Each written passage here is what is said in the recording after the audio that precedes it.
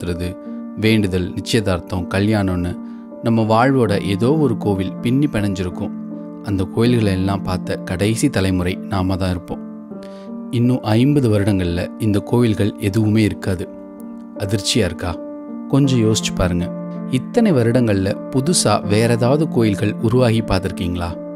மாட்டீங்க. குறைந்தபட்சம் நம்ம உண்டியலில் போடுற காணிக்கையெல்லாம் எங்கே போகுதுனாவது யோசிச்சிருக்கீங்களா?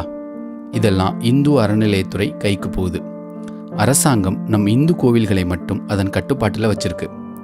ஒரு அரசாங்கம் நம்மளோட கோவில்களை எடுத்து நடத்துறதுல என்ன பிரச்சனைன்னு கேட்குற ஒரு அப்பாவி இந்துக்கு தெரியல இது நமக்கு இழைக்கப்பட்டிருக்கிற அடிப்படை உரிமை மறுப்புன்னு. நம் நாடு மதசார்பற்ற நாடு அப்படின்னா அரசாங்கம் மதங்களை போதிக்கக்கூடாது, மதம் அரசாங்கத்தில் கலக்கக்கூடாது. இது மற்ற எல்லா மதங்களுக்கும் உண்மை. எந்த மதத்தோட வழிபாட்டு முறையிலேயோ வழிபாட்டு இடங்களிலேயோ தமிழக அரசு தலையிடலை. ஆனால் இந்து கோயில்களை மட்டும் கைப்பற்றி வச்சிருக்கு. தமிழக அரசு ஏன் இந்து கோயில்களை மட்டும் தன் கட்டுப்பாட்டில் எடுத்துச்சு?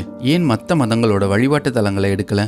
தமிழக கோயில்களை முதல்ல தன் கட்டுப்பாட்டில் எடுத்தது நம்ம அரசு இல்லை, நம்மை அடிமைப்படுத்த வந்த ஈஸ்ட் இந்தியா கம்பெனி தான். 1817 தமிழக கோயில்களில் உள்ள நகை மற்றும் சொத்துக்களை அபகரிக்க கோயில்களை ஈஸ்ட் இந்தியா கம்பெனி தன் கட்டுப்பாட்டில் எடுத்துச்சு. 1959 ஆண்டு இந்த சட்டம் பல்வேறு மாற்றங்களுடன் இப்போ இருக்கிற இந்து அறநிலையத்துறையாக மாறி கோயில்கள் மேலே தன் ஆதிக்கத்தை செலுத்திக்கிட்டு இருக்கு. இப்படி தமிழக அரசு தன் கட்டுப்பாட்டில் 44,000 கோயில்களை வச்சிருக்கு. சரி, தன் கட்டுப்பாட்டில் உள்ள கோயில்களையாக நல்லா பார்த்துக்கிறாங்களான்னு பார்த்தா அதுவும் இல்லை. 6 கால பூஜை நடக்க வேண்டிய இடத்துல ஒரு கால பூஜை கூட நடக்கிறதில்ல. ஏன்? பல கோயில்களில் ஒரு விளக்கு கூட எரியறதில்ல. இதெல்லாம் கேட்டால் இந்து அறநிலையத்துறை தன்னிடம் உள்ள 44,000 கோயில்களில் 34,000 கோயில்களுக்கு வருடத்திற்கு 10,000 ரூபாய்க்கு கீழே தான் வருமானம் வருதுன்னு சொல்லுது. அப்படின்னா தினமும் 27 ரூபாய் வருமானம்.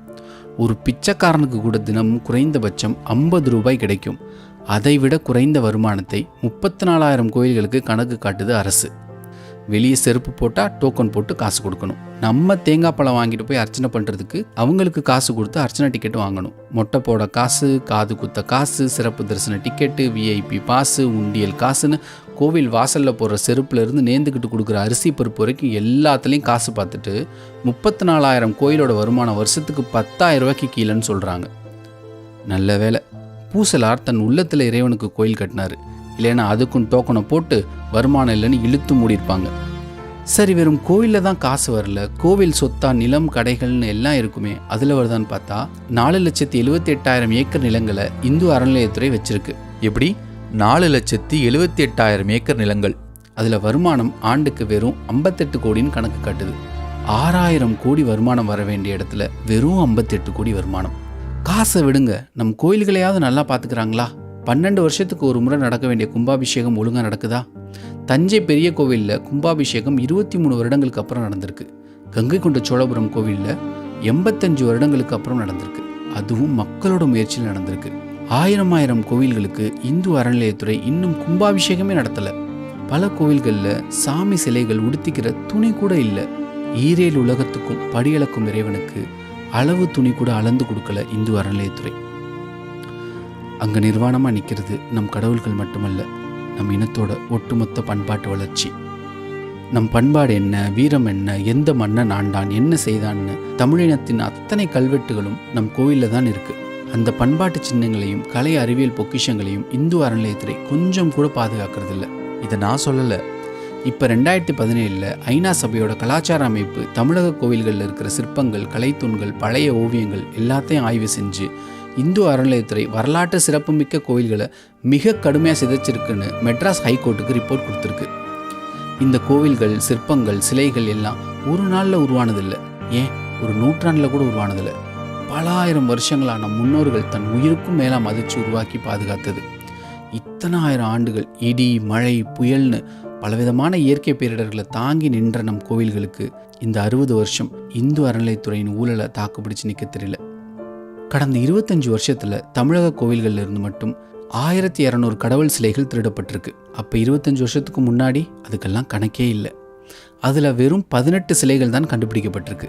44,000 கோவில்களில் 11,500 கோவில்களில் தான் சிலைகளை பாதுகாக்க தனி அறையே இருக்குதான். அப்போ மற்ற கடவுள் சிலைகளோட கதி? 1947 நம் தமிழகத்தோட மக்கள் தொகை 3 கோடி. அப்போ நமக்கு 45,000 கோயில்கள் இருந்தது. இப்போ மக்கள் தொகை 7,5 கோடி. குறைந்தபட்சம் நமக்கு 1,00,000 கோயில்களாவது இருந்திருக்கணும். ஆனால் இன்றைக்கும் 44,000 கோயில்கள் தான் இருக்குது. அதுலேயும் 34,000 கோயில்கள் அழியும் தருவாயில் இருக்குது. இப்போ நான் உங்ககிட்ட முதல்ல கேட்ட கேள்விக்கு பதில் சொல்லுங்கள். என் கைக்குள்ளே ஒரு பட்டாம்பூச்சி இருக்குது. அது உயிரோடு இருக்கா, இறந்து போயிருக்கா? நீங்கள் உயிரோடு இருக்குன்னு சொன்னால் என் கைக்குள்ளேயே அதை நசுக்கி இறந்து போச்சுன்னு காமிப்பேன்.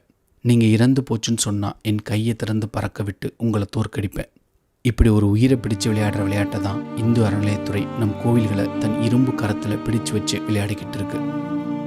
அரசாங்கத்தோட கைகளில் இப்போ சிக்கியிருக்கிறது பட்டாம்பூச்சி உயிர் இல்லை, நம் ஆன்மா, நம் கோவில்கள். இப்போ நாம் நம் கோவில்களை இந்த அடிமைத்தனத்திலேருந்து மீட்கலைனா நம் கோவில்கள் அழிந்து போகும். கோவில் அடிமை நிறுத்து.